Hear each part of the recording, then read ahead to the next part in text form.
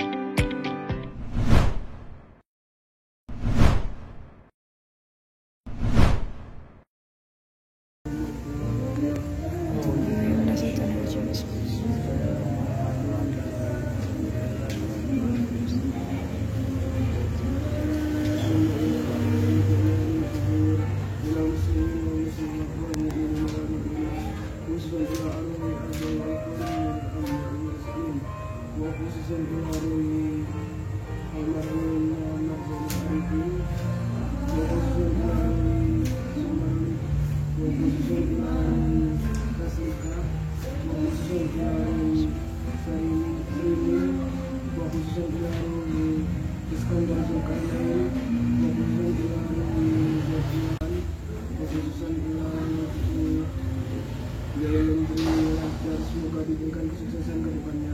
Amin.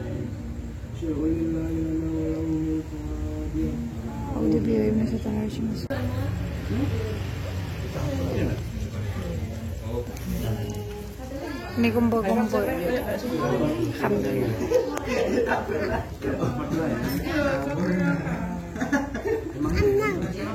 Wow, apa nih? Enak tak? Hah? Nggak enak? Nggak enak tapi habis 10. Hah? Nggak enak. Minumnya pakai gelas yang baru tadi nggak apa-apa? Iya, iya.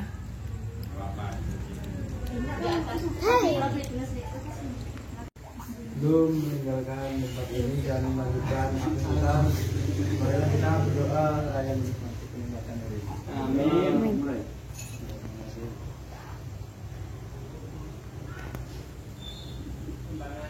Doa selesai.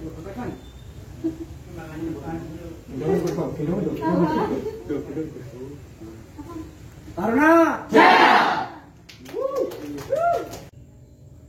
Ya, saya melihat dari Mbak Ida sendiri selaku dari senior dan juga saya melihat di organisasi Mbak Ida itu benar kritis daripada yang lain, tapi cuma ngasih masukan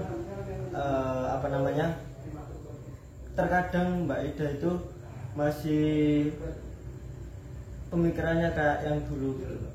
Jadi kurang ada bagus kritis, cuman ada yang perlu diupdate gitu buat yang sekarang. Terima kasih. Iya, kalau menurut pandangan dari saya, Mbak Ida sebagai senior di Tarunajaya itu walaupun beliau sudah usia terpaut jauh dan juga sudah punya kegiatan sendiri gitu, tapi masih tetap peduli dengan teman-teman Tarunajaya yang masih pengurusnya gitu. Jadi Mbak Ida itu sebagai senior masih care lah, masih peduli, kayak setiap ada acara itu hadir, terus juga terkadang seperti sekarang ini tasyakuran, bagi-bagi makanan, dan juga mengayomi teman-teman pengurus biar bisa lebih baik dan bisa berproses bareng di Tarunajaya ini gitu.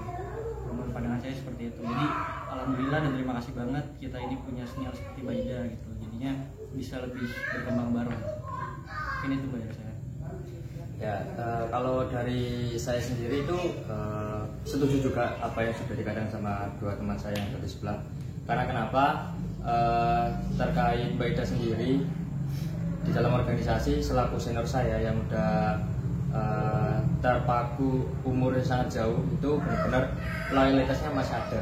Jadi dari Mbak Idanya sendiri itu memberikan contoh-contoh itu gimana caranya bisa loyal di organisasi, bagaimana bisa memberikan pengkaderan yang benar-benar baik di organisasi, dan juga hal-hal yang kritis itu juga bakal dibutuhkan untuk teman-teman pengurus organisasi di setiap periodenya. Itu sih kalau dari saya sendiri seperti itu. Ya, kalau menurut saya sebagai juniornya beliau di organisasi, beliau di organisasi meskipun udah kesibukannya sudah luar biasa padatnya, tetap bisa meluangkan waktunya di organisasi yang beliau naungi selama ini. Jadi totalitasnya, loyalitasnya itu sangat tidak dipertanyakan lagi karena beliau sudah membuktikan sendiri. Dan untuk masalah masukan, kritikan dari beliau di organisasi yang beliau selama ini itu tidak kurang lagi, tapi mungkin juga mungkin karena ada masanya, ada fasenya di mana harus diupdate, harus diinovasi. Mungkin kurangnya di situ karena kan di sini sudah zaman milenial, zaman di mana sebuah era baru. Jadi beliau mungkin masih belum mengikuti zaman-zaman sekarang. Jadi untuk pemikirannya itu sudah benar-benar matang dan yang beliau alami pada tahun yang lalu-lalu gitu. Kalau menurut saya sih beliau seperti itu, benar-benar wanita yang tangguh, wanita hebat. Beliau melakukan semua ini di umur yang sudah tidak muda lagi. Beliau melakukannya dengan sendiri. Keren pokoknya. Iya, menambahi, kalau Mbak Ida ini memang benar dikatakan sama teman saya, usianya sudah tidak muda lagi, sudah masuk usia dewasa. Jadi pemikiran beliau pastinya sudah lebih matang daripada teman-teman juniornya di bawahnya gitu. Terkait masukannya memang benar, ada masanya, ada perbedaan lah intinya terkait masukannya dari zamannya Mbak Ida dengan zaman kita yang sekarang. Tapi itu membantu sekali karena itu bisa menjadi pembelajaran untuk kita. Jadi apa yang kurang di situ, nah kita tambahin di masa kita yang sekarang seperti itu. Jadi pasti akan membawa dampak yang lebih baik lagi. Terus kemudian juga Mbak Ida ini kan sudah dewasa, pemikirannya sudah matang, tidak labil lagi seperti junior-juniornya. Jadi Mbak Ida lebih sering mengingatkan untuk adik-adiknya jangan mudah ngambil keputusan itu nggak usah ragu-ragu lagi. Ya wes, paten itu ya itu. Jadi nggak usah pelin-pelan gitu. Itu menurut pandangan saya tentang Mbak Ida. Terima kasih banyak Mbak Ida untuk masukan, sarannya, dan juga loyalitasnya selama ini pada teman-teman kita semua di organisasi Taruna Jaya ini. Alhamdulillah ya, tanggal 4 November kemarin tuh saya usia 36 tahun. Sama seperti tahun kemarin sih nggak ada perayaan. Cuma tadi itu sempat ketemu sama kumpul sama teman-teman Taruna Jaya karena memang ini sebenarnya tuh lebih ke arah syukuran sih. Soalnya alhamdulillah rumah saya kan dikontrak, terus buat syukuran untuk usahanya teman saya yang ngelanjutin usaha saya gitu ya. Jadi alhamdulillah jadi bisa kumpul sama teman-teman yang lain. Terus kalau untuk yang berbagi sama anak iya, tapi memang nggak di-post di sini. Terus kalau tahun kemarin kan saya minta pendapatnya atau masukannya tentang saya dari teman-teman saya ya. Kalau tahun ini berbeda, saya minta pendapatnya adik-adik kelas saya di organisasi. Jadi memang pendapatnya tadi itu lebih ke arah organisasi. Bisa buat saya ini sih masukan ya. Jadi memang karena saya tuh tahunnya 2004 itu berarti 18 tahun yang lalu ya. Jadi memang terkadang pemikirannya mungkin berbeda sama yang anak-anak sekarang gitu ya. Jadi kadang mungkin yang dibahas ya saya sih mengacunya kalau dulu saya seperti itu gitu ya, kayak gitu. Jadi mungkin kadang ada hal-hal yang nggak relevan dengan yang sekarang. Itu sih buat masukan buat saya. Flashback tahun kemarin ya. Jadi ini kan kita mau bahas tentang makna ujian hidup. Ujian yang pertama itu pada saat sudah merencanakan sesuatu yang indah dan matang, terus kemudian gagal. Terus ujian yang kedua itu sesuatu yang sudah saya kerjakan bertahun-tahun karena ketidaksengajaan kesalahan orang lain, akhirnya yang sudah saya kerjakan itu hilang. Terus kemudian gagal CPNS.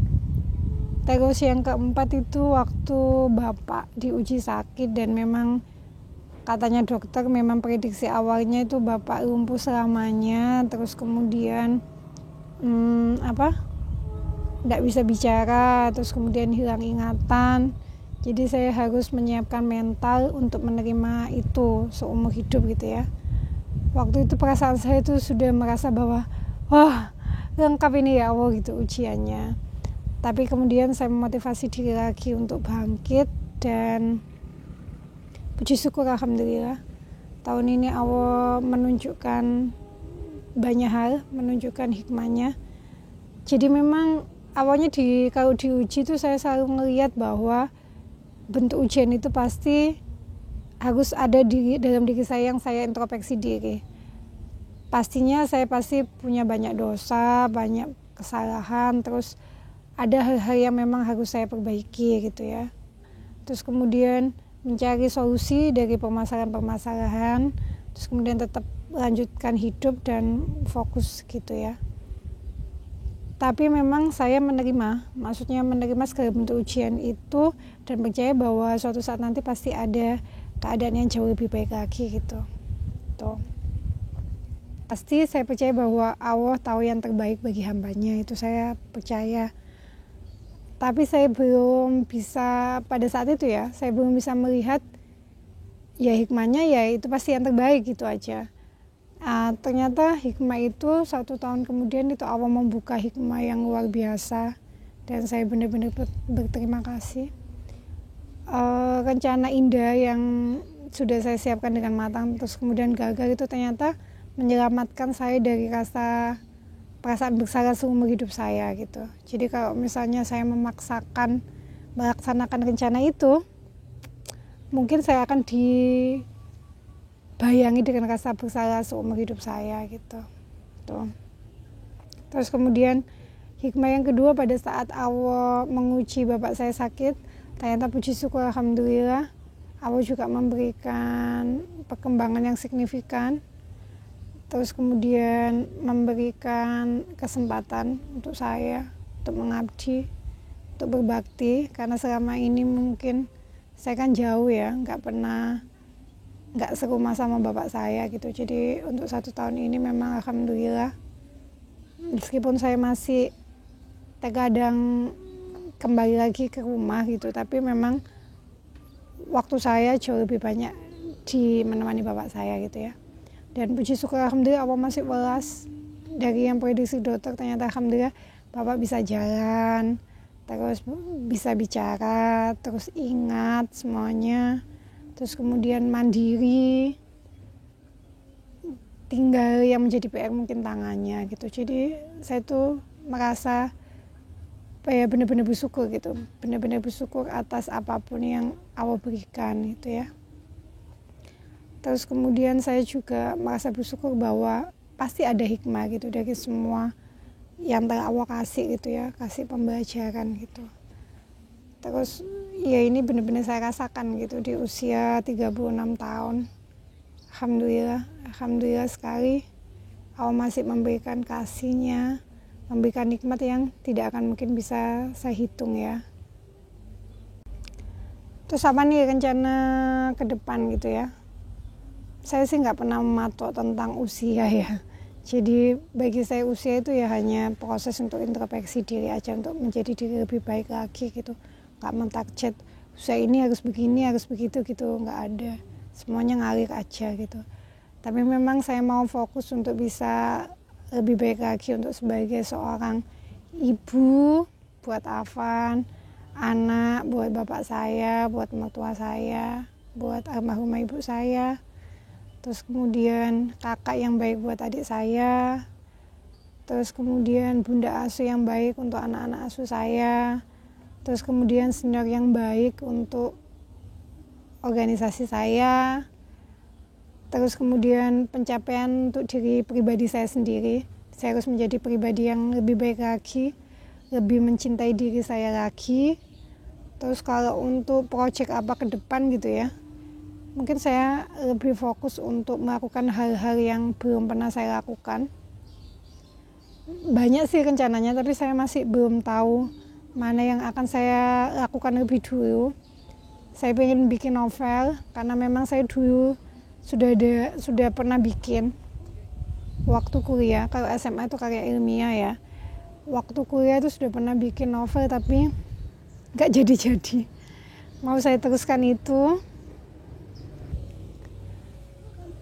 Terus saya mau buka toko online di marketplace.